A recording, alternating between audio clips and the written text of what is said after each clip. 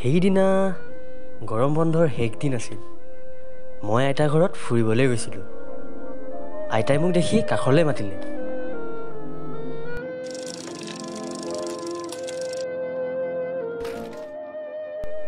কাষলৈ মাতি আইতাই মোৰ হাতত বস্তু এটা তুলি দিলে।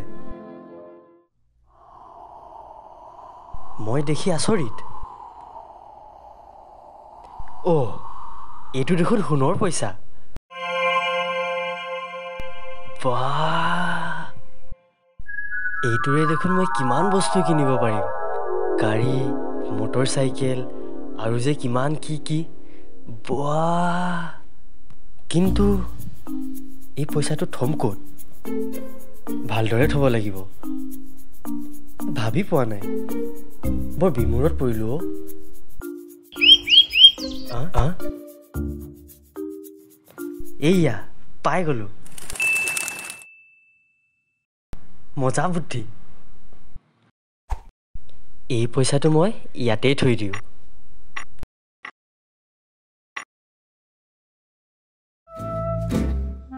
এতিয়া আৰু কি চিন্তা?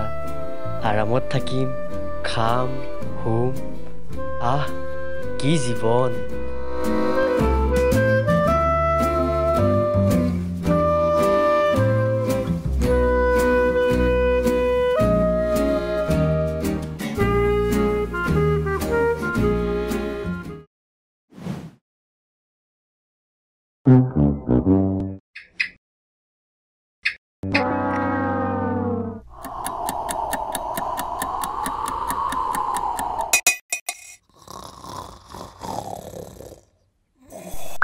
কিন্তু সেই পইচাটো বা ক'ত হেৰাল? বিচাৰিয়ে নাপালোঁ অ'।